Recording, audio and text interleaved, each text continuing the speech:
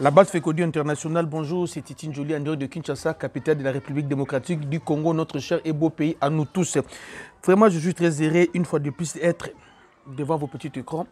Bozota la Fekodi, émission Nabino, émission Nabiso Tolingaka, auto partageaka, ma solo ezali lié à l'actualité sportive Yambo Kanabiso pour nous les Ouazalendo et les FARDC. Un grand merci à tous les citoyens, tous Congolais, au niveau de la ville à Bukavu, pour le monde de Botosi, il y a ville morte, je pense que les M20 ont compris. Congolais à Congolais, ils allaient vraiment. Il y a Bangote, Babébana, Belgique, Babébana, Belgique, et nous sommes là, nous sommes de cœur et on est en train de compatir pour nos frères qui sont à Kabiziri et qui sont à Baraka, à Rumangabou, à Rutshuru, à Massissi, et partout dans Nord Kivu et pourquoi pas dans Sud Kivu. Surtout nos côtés aéroport à Kavumu, à Katana, partout vous allez. Ouvira également, ne tombera jamais. Nous sommes de cœur avec vous. Un grand merci également. N'a pas fait RDC. Oyo va prendre conscience, va prendre vraiment conscience que pour défendre la nation, même si les officiers supérieurs vont trahir, mais la patrie c'est la patrie. Vraiment merci. Et à Bissognon surtout, on va parler de l'actualité Ezali dominé focus Léopard, senior, messieurs, football. Le Léopard, senior, messieurs, football, focus Ezali wana, tout le match 5e, 6e journée, il est notre Coupe du Monde. Par exemple, mon objectif, toujours courir depuis 48 ans, toujours à la Coupe du Monde, Ezali objectif majeur. Il y a un beau camopimba. Il y a un focus, 5e, 6e journée, rassemblement, et banagi depuis dimanche, il y a la première groupe de joueurs, bah, commis déjà, deuxième groupe, Bazar Danzela, Bazar Kouya, mais sous Bazar Pébantou, Bazar Danzela, donc Bazali Kouya, Tourobeta, Masolo, Nango. La préparation, na bango, ça va se passer comment? Pris à bien à stade, ça va se ça se passe. Pourquoi pas moi inclure dans le championnat national Nabiso, au trouver à moi de l'Issolning Zarakana, rester branché Galvino, maman Nouch Kamba, Kanapé Sumbote, moi de la femme, maman Nanou Chikuna, Napé Sumbote, maman Manuela Buzolo, également Napé Sumbote, Napé également Bote da maman Nabiso. Ngalula, la pression beauté, la pression beauté, ma maman est bolinga Fekodi et Sikabozali. Ma maman beauté, la bisou surtout. Moi c'est Fekodi, je suis ici à Kinshasa, maman Esther Ngalula. Merci vraiment. On va commencer premièrement le championnat national, la situation au sein de Veclé. On a côté dans la détail parce que focus ces équipes nationales, l'autre la détail. Mais ce qui est officiel, l'entraîneur de Veclé, des Sénégalais, Youssouf Dabo, je pense à prester sous la Veclé. En Libye, tout le monde imagine en Libye, côté il y a Aliou Cissé, l'ancien sélectionneur au Sénégal, Dabo devait aller rejoindre son déconnaillé sénégalais au niveau de la Libye parce que Aliou Cissé c'est lui le nouveau entraîneur, sélectionneur national il y a Libye, le chef Valier de la Méditerranée. Il y a un entraîneur titulaire, l'entraîneur de Vecleb a presté sur le Vecleb à Zana Libye, qu'on a de Vecleb Amilukila entraîneur.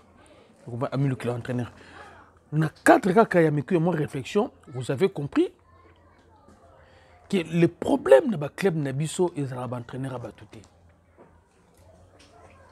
Le problème de club Nabiso est le dirigeant n'a pas supporté. Entraîneur avec club, à qui comme adjoint, il y a du Cissé, au niveau de la Libye, ça prouve qu'il y a une matière. Vraiment bonne chance, félicitations d'ailleurs à Kende Vecleb Bomeka pour s'organiser pour Kende. Alors il y a beaucoup de Vecleb pour côté honte parce que focus Léopard DCMP également, j'ai même pas voulu que bête le solo oyo mais au moins obligé na bête on pour na bana DCMP abi nem ko expliquer bango et loko nini et les cas qui na réunion na baba c'est là qui a administrateur. Na Vecleb vous allez na conseil suprême. Na imane dans le conseil d'administration, les administrateurs va vendre basangana qui va me trouver solution la crise au sein du DCMP parce que sur le terrain il m'a nasa sur 10e même pas plus fort bêté. Alors le patriarche au avec la soka lobby manabanda koyoka que ce pour nous ni manaba qui pende bayoka on est ko lobaku tout c'est papa Jonas Mukamba ba vandaki. Après que la façon il m'a géré, après que la façon il m'a évolué dans l'inafoot, on a la majorité des gens ont compris que non. Paul Kassembele ne fait pas l'unanimité. Paul Kassembele a dirigé Imanaté. Alors Paul Kassembele a s'accroché.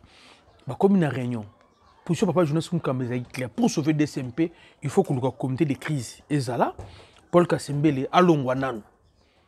Parce que comme problème est comme de Paul Kasembele, alors Paul Kasembele, il faut aller loin. Nous avons cette comité de crise de la DSMP. Paul Kasembele, Yemoko Ayete. On m'a posé la question entre coordination, na conseil d'administration, nini, et Zalikolo. Conseil d'administration, et Zalikolo, il y a coordination. C'est comme dans le club, par contre, il y a un conseil suprême, Zalikolo, il y a coordination. Alors, comment?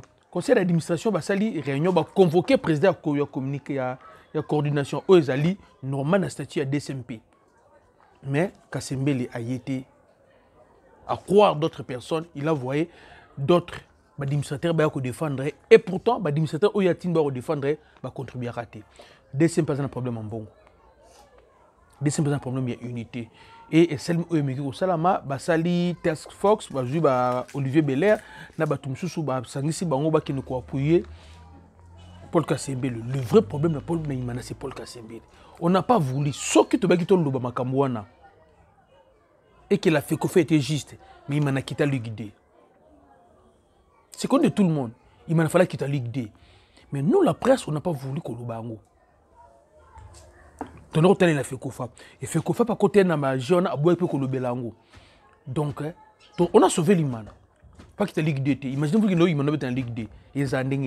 Mais allez au vent les choses, il m'a quitté la Ligue 2.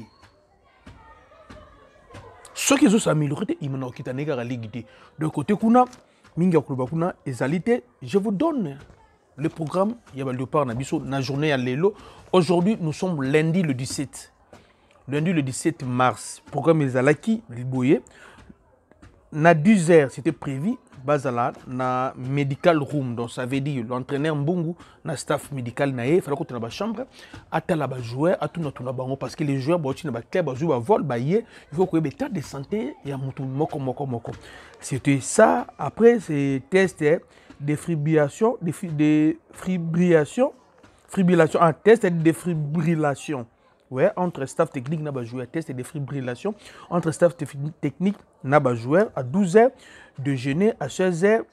Une fois de plus, docteur Mbungu, il fallait qu'il y ait des là parce que c'est qu'il mange en Europe, nous avons en Afrique, peut-être que vous allez il y a eu un problème, il supposable que période de problème, il y a restauration de joueurs. Alors, fédération, peut staff technique, mais quand vous au sérieux. Donc, comme on jouer, c'est le monde battre la bango. Si ça va se passer, comment et à 17h, heure de Kinshasa, Bazali na CS gym, na salle de gymnastique. Ok, musculation. À 17h, heure de Kinshasa. 19h30, Bazala na dîner. 20h30, Bazala na medical room une fois de plus. Et à 23h, Balobi chambre. Donc, chambre, ça veut dire quoi? Ce que là, la yote, pour mes athées, mais que tambola na couloir, tes disciplines en wana. C'est pas les portes n'existent soit bibi 23e chambre au monde ba mikala ba joueur ba coach hôtel ba billet ba momi to ba joueur ba bimaka ba kete soit bi chambre ça veut dire chambre place bazali loger dans hôtel Hilton jusque là ba joueur a droit et visite na noté donc ba famille ba joueur bozela nan bozela bango le 21 après match boké hôtel bosala ndenge boko sala kuna déjà la première partie. Il y a l'équipe nationale, bah, joueur basé déjà à Kinshasa. Awa, Samuel Essende, sur place à Kinshasa. Touzana Jérémy Ngakia, à Kinshasa. Edo Kayembe, à Kinshasa. Joris Kayembe également à Kinshasa. Lionel Passi, à Kinshasa. Inongo Baka Varan, à Kinshasa. Arthur Maswaku, à Kinshasa. Fiston Kalamaele, il est dans les heures. Au moment où je vous parle, peut-être. Parce que lui, au Égypte, à Sénégal, à niveau de l'Europe, à Kinshasa.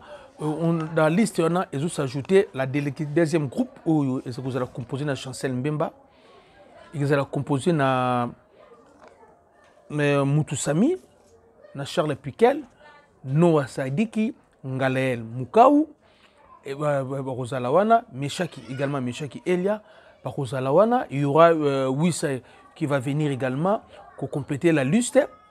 Et Bakambu, le retardataire, ça sera. Comment il s'appelle? Bongonda. Il est la retardataire, peut-être lui et Silas Katopa. Bangonde, mais équipe nationale, Yangoana, Baza déjà, Baosala, entraînement na Bango, Baza dans le journal Liboso, il y aura 3 jours d'entraînement d'après le programme Tomoni. Donc l'entraînement, il y a le 18, il y a le 19, le 20. Le 18, le 19, le 20. Le 21, le matin, les joueurs qui seront retenus pour le match, Boki Stade. Vous comprenez? Donc, 3 jours plus le 21 à Tongo, ça fera 7 jours, 7 séances d'entraînement. 7 séances d'entraînement. Bon, on a 7 séances d'entraînement. Alors, il faut pousser. On peut se mettre de Yomako pour la retenir. 7e séance d'entraînement là, c'est entre parenthèses, 6 premières séances d'entraînement, ceux qui répondre, ils ont la retenir. La liste. On va poser la question pour savoir si Jérémy Ngakia est éligible pour jouer.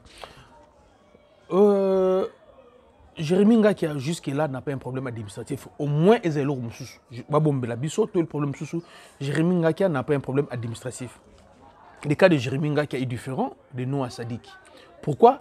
Jérémy Ngakia, quand il y a un démon, lorsque un joueur à la terre Varese, l'équipe nationale même l'équipe d'âge, l'équipe d'âge, s'il veut que changer de nationalité sportive, FIFA, mais lorsque un joueur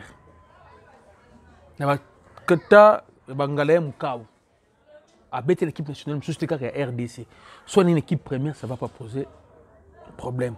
Jérémy Ngakia, aux dernières nouvelles, à la terre Varese, l'équipe nationale, donc pour lui, ça va être la première fois de la vraie équipe nationale. C'est juste le niveau d'administration à FECOFA, ça les passeport, il y a RDC. Et tenir la FIFA informée. La différence, c'est que non, cause de la FIFA tranchée, après c'est venu à Val, n'a qu'à informer. Parce qu'il n'y aura personne qui va réclamer que non, on a à la terre vraie Belgique, to vraie Espagne, to T. C'est ça. La différence, c'est que non, lorsque un joueur à la terre déjà Varese, une équipe d'âge, un peu comme Soussou, pour la nationalité sportive, comme Soussou, là, il faut écrire dans le niveau FIFA et FIFA faut répondre bien. Mais lorsque un joueur, Azali, n'a pas la équipe nationale, mon côté, et qu'il y a la choix de Liboso, c'est juste la fédération, l'administration de la fédération va enregistrer car la liste va jouer, il y a RDC dans le niveau FIFA. C'est ça, logique, que ça va côté. Donc, tout souhaiter bonne chance et qu'il soit le bienvenu à l'équipe nationale Nabiso. L'autre personne m'a parlé, elle vit au niveau de Lubumbashi. À Tunenga, il y aura combien de numéro D. Bon, numéro D, numéro D, numéro D, mais j'avais compris question dans Tunenga. Si on a combien de latéraux droits, parce que la latéral gauche, Zali, tout ça, la KMB, côté droite. Non, tout ça, on a numéro 2, non, numéro 2, tout ça, on a 2 latéraux.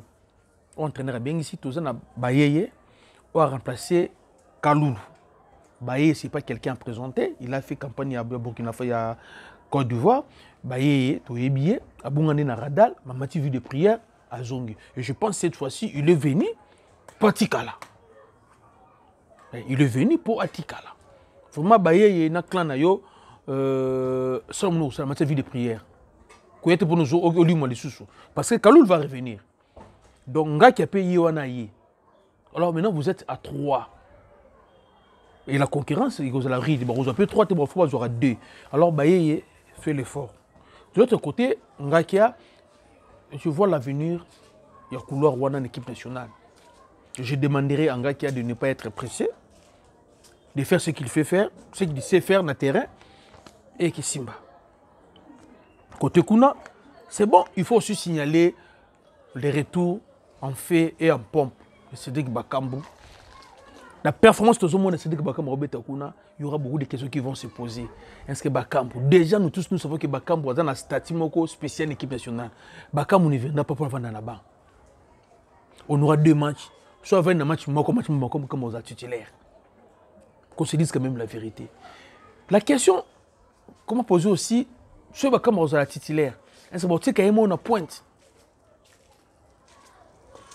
Nous, on a pensé si on peut combiner Bakambu na SND. Même on peut combiner Bakambu na Banzo. Seulement Bakambu na Banza défensivement par rapport à calcul entraîneur de l'équipe na yé ça va être un peu moins compliqué selon l'entraîneur, pas selon la philosophie de la match. Parce que pour nous, le tout premier défenseur, c'est Libanda et comment SND. Le tout premier défenseur à RDC, comment SND. Après SND, c'est Piquel. Vous comprenez? C'est Piquel. Après Piquel, Moutou Sami, il est là pour récupérer le ballon. Et Chancel même pour relancer le jeu. Sur telle disposition, on est en train de mettre Sabiso. Notre entraîneur à Lingakate, Cédric Bakambu, a Kendakana duel à Lingangote. Entraîneur à Lingangote. À Lingaga, Moutou Sami, n'a Piquel, bon, s'il se marre même, duel Kuna. Bakambu, lorsqu'il a le ballon, Abet Arondina, il faut 8, il faut 6. Raison pour laquelle Bamouna Bakambu porte pas Bakambu, Chancel Mbemba, je parle de Mbemba. L'entraîneur n'aime pas comment Chancel Mbemba a Kendakana duel à Lingangote. Selon la philosophie entraîneur, il faut d'abord notre avant-centre à défendre Ramtel Bosso pour permettre à axe équipe à diverser Matarate. Parce que ce axe équipe à diverser Mati, Milepe Mati, doit avoir fini sur le cannabis. Alors, quand tu préféreras SN parce que SN gabarit naïe, la puissance naïe, à quoi empêcher axe équipe à diverser Mata. Après SN, c'est Piquel. Il faut la pression du Colo et Moutoussami pour récupérer. Comme Moutoussami n'a pas une bonne qualité, il y a pas que porter le ballon dans moi, Kokoso n'est pas vraiment un bon technicien. Sauter Moutoussami a joué le ballon, après ça, Chancel Mbemba. Maintenant, Chancel Mbemba a eu porter le ballon, il a la qualité à passe que les cas Moutoussami a eu aussi la balle longue, après ça m'a pas poussé. Et Chancel Mbemba a eu traverser l'île médiane dans le ballon. Raison pour laquelle l'entraîneur a l'ingraté Chancel Mbemba a qu'il dans le duel. Il va contact trop. Alors, c'est l'entraîneur de faire le choix. Trouver ta 4, 3-3, 4-4-D, ce qui est difficile pour notre entraîneur. Avec ta 4-4-D, on ne sait pas, mais dans la liste de joueurs, peut-être qu'il y a mot de ça, mais ça se dessine pour un 4-4-2. Moi, je vois Cédric Bakambu faire le job dans Mpanzi. Ce n'est pas dit qu'on va être Mpanzi. Il y aura, oui, ça a toujours à gauche, à gauche, à Kati, mais il y a Cédric Bakambu qui peut faire des appels et des contre-appels derrière le dos de la défense adverse. À quoi Mpanzi ou ça continue à Kati, Bakambu peut faire ça. C'est l'entraîneur de faire son choix. Quant à nous, qu'est-ce qu'il faut faire? Banafekodi. Ce qu'il faut faire, Moutouignon surtout, à qu'il nous soit victoire. Pourquoi je dis ça? Dans un mini tournoi, on est les premiers dans la Coupe du Monde. Et nous courons derrière la deuxième qualification RDC depuis 48 ans. Donc, Tilélo, ils ont reçu Nabiso. Alors, cette fois-ci, il y a eu un moment où Komaka, avec du Ibengi, de justesse, tu rattaques Yango, avec Thor Cooper, tu Komaki, de paix de justesse, tu rattaques Yango. Cette fois-ci, c'est faisable. Pourquoi je dis c'est faisable? Nous, on a 7 points. Sénégal a favori au groupe Nabiso à 8 points. Et Soudan à 10 points. On va jouer dans Soudan du Sud, ici à Kinshasa, et Mauritanie, dans Mauritanie. Si nous arrivons à avoir 6 points, dans 2 matchs, nous aurons 13. Il ne faut pas oublier. Il ne faut pas oublier, déjà, le Soudan, on a Liboso, on a l'échec, dans le Soudan du Sud. Le Soudan déjà 3 points dans le côté. Vous comprenez? Donc, ceux qui peuvent 3 points dans le Soudan, comme on a 10, on a une équipe peut-être, entre guillemets, on peut Nil, on peut pour le Bazali. Déjà, surtout comme dans la 5e journée, on a 10 points, et ça, les Égyptiens, j'ai bien. Dans la 6e journée, surtout comme on a 13 points, et c'est le qui est points. Pourquoi je dis ça? Si nous avons 13 points, on a 2 journées de bêta, je vous dis, tu as sous 3e T. Chez moi, il y a qui bouger. Et tu as la match Moko, il y a une histoire. Il y a un match Zahir Maroc. Il y a un Lubumbashi. Biaka Bongongo. L'unique match de gagner Tunisie. Ah, na Kinshasa, na Vika Bongo. Na Santos Mutubile, coach Djogo. Bobi match ango, le stade du 20 mai. Tu gagnes déjà Tunisie. Ah ouais. Comment tu tiens dans l'histoire? Et qu'ils ont des matchs RDC Burkina Faso. Match à 4-4. Tu gagnes battu Roby. Et ils ont des matchs à Ibenge coaché. 4-2 contre Congo Brazza. Et ils ont des matchs à Zaïre Zambie. Vous comprenez? Match à Zaïre Zambie. 1-1. Na Kinshasa, toke na Lusaka, DD. Vous comprenez? Et que quand on a histoire, match na biso na Sénégal. Na fato comme wana. Pour match wana ezo ampleur, ezo dimension na yango, on doit d'abord avoir les 6 points ezo gete biso. Pour nos 6 points, c'est pas la magie.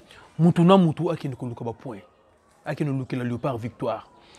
Nazolo bakayango o akindaka kimbangiste ake kimbangiste o akindaka nzambe malamu ake nzambe malamu o akindaka mpe valongo ake ne po valongo o akindaka église de noir akende o amataka mangengenge amata o akindaka livulu akende livulu o akindaka islam akende islam o aza bouddhiste akende ni o amonaka mpe o bakoko o nani ba muamine akende o ngai pasteur o tomonaka bino bokomaka o prière ceux qui fait 1000 faits.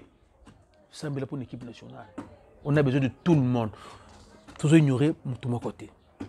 Bon, donc, quand c'est le pays, il dit ma campo. Oh, il y a des amis, c'est un bon hôtel, léopard et gagné. Il y a des amis, tu payes à Koufa. Il y a David. C'est là qu'on a besoin. Oh, il y a des lobbies, des c'est un bon hôtel, il gagné. Il y a des pays à Koufa. Donc, c'est la nani. Et nous, on dit, maître Toro, on a besoin de victoire. Tout ça, on a besoin d'unité. Billet sur 5 000 francs congolais. Billet. C'est 5 000 francs pour tout. Nous avons pas la tribu d'honneur parce que nous, on a besoin de gens au Bayakoyema. Si toi, tu estimes, tu es le plus beau RDC qui est dans stadité. Et le stade de Marty, ce n'est pas pour les gens qui vivent à Kinshasa. C'est pour tous les Congolais. Naba au bazana niveau ya Rumangabu, ya Ruchuru, Masisi, Bakichanga, ils appellent à Bango. Donc, ceux qui ont dit que tu es le plus beau, tu es na yote. On gagne na tchaka ba make-up. Koyate, na stade de Marty, tu es Kamutu, Aza, Oya Koyembe l'équipe nationale. Si tu penses que vous en avez voté, Koya na yopete, toujours Oya Koyembe l'équipe nationale. Général Blaise, Kilimbalim Botel dit à ville-province Kinshasa, to sengi na yo. Vraiment vigilance ces là. To boy, tu vas y à côté ka Bangi, Zododo, Mitou Rouge, Bagene. Vous comprenez? Na stade, to boy bango. To boy une fois de plus, ba pecho ba côté ka ba Kingo, na ba Dendo, ou ba tem na ba stade, ou na ba Tifoida, ba ya na bon stade té. To seng na Congolais surtout ko ya stade, zala présentable.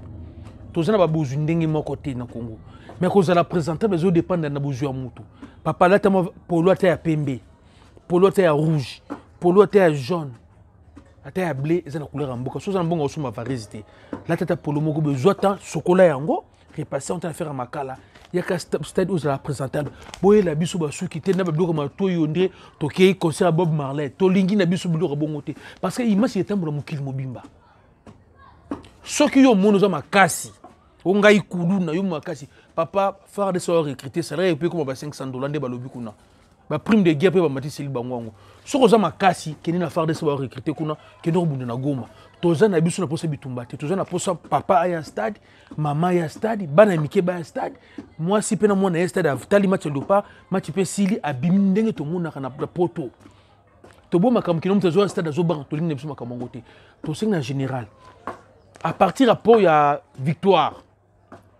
Côté église à Sony, au Keti Kabamba, rond-point Willery, au 24 novembre, bah c'est côté Kuna. Petia lo Yenge, bah côté na Kabasele. Petia lo Yenge, bah côté na Kabasele. Il faut cette fois-ci, nous devons apprendre le civisme. Lorsque l'équipe nationale joue, c'est la patrie. Toi qui n'habites pas Kenda Bouete.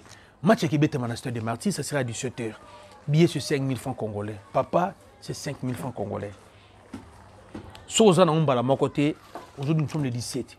Si vous avez 5 000 francs l'élo, le 18 au Bombi, le 19 au Bombi, le 20 au Bombi, le 21 au 5 000 francs.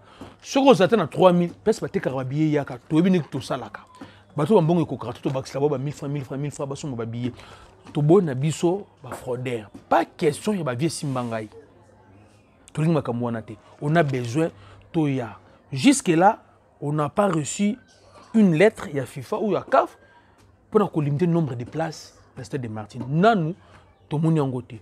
Donc, on aura 80 000 places dans le stade de Martine. Si vous imprimez un billet, vous imprimez les bisous, 80 000 billets. Vous débordez 80 000 billets à tous les citoyens congolais. Batu va contre na kati stade quoi ko somba billet pour que revendre ngo libanda boboya politique wana boboya ngo boboya ngo focus ezali 3 points de 21 équipe nationale programme besoin chaque jour tout ça agenda ya coupe du monde na pourquoi le sous pas émission oh peu importe air tout qui évolue concernant arriver à jouer beaucoup jouer mais ce qu'il faut savoir l'entraîneur est sur place. On m'a posé la question pour savoir pourquoi tout le monde entraîneur na réception pour nous jouer, tout le monde a joué naïe, tout le monde dit non, bon c'est un problème té. Tout cinq na fédération et tout cinq na fait kofa bozala uni. Bozala uni. Je sais qu'il y a beaucoup de choses autour de Koloba. Biso to débattre non quand on bon na biso Koloba. Tozala uni. Tout a besoin de victoire. Je sais les gens vont barolo mambongo. Pour l'organisation à match wana Bovan Lango, Sima. Toute une équipe nationale qui est les joueurs vont venir, les joueurs vont rebêter, ils ont besoin de biso. Tout le monde tourne la fédération, le commandant de la zone. Tout le monde ban na biso, il dit c'est bêti na Varese. Mais ba dosa wana ba mamiki ba ceux qui va goudron na Congo, tout na goudron na Congo. Est-ce que tous en stock nous souté na stade? Na comme na magasin ya Fekofa. Il y a Imbro, c'est toi qui vas faire des hommes sous-soutés. C'est absolument tout, tu dois changer maillot. Ndebo salaki ni c'est sikate, comment la sikate, ndebo zo c'est la maillot sikaso que hier, le parabète on tali bosso qui veut passer tout sous. Là je suis d'accord. Si tu changer décor, il y a maillot et que vous avez besoin le par homme abandon nango après vous pouvez ba équipe sous, je suis d'accord.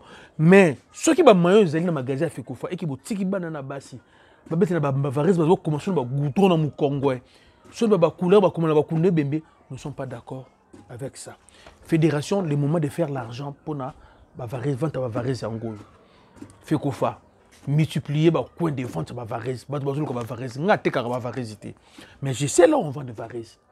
Mais ça là, pas seulement que soit Varese chinois. Pas Bawar. Alors, fédération. Fédération. Place où tu as hélico cash, je pense à partir même à lobby.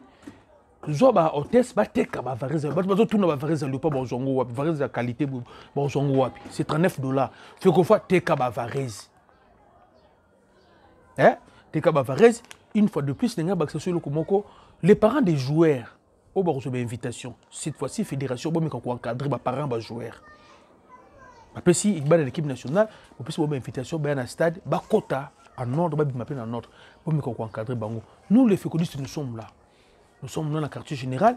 Tous les BTC, tous les mobilisés, tout le monde stade est belé. Pour qu'on ait le stade. Ce que mon que yemba na ote koyate. On a besoin de gens au baya koyemba. Dans le moment où c'est pas tant la liste non. C'est ça en gros société. Liste des GLK. Dans le moment où ils allaient qui notre performance sur des terrains d'entraînement. On aura 6 séances d'entraînement. 6 séances d'entraînement. Alors, dans ces séances d'entraînement là, tu sengi.